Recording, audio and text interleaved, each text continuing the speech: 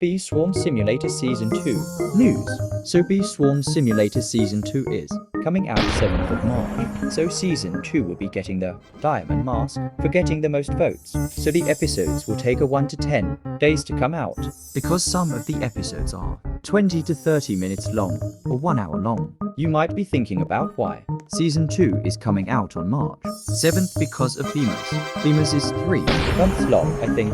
So I have 76 blue extract for the Diamond Mask. So before Season 2 come out I got some mythic bees. That's all for today, bye.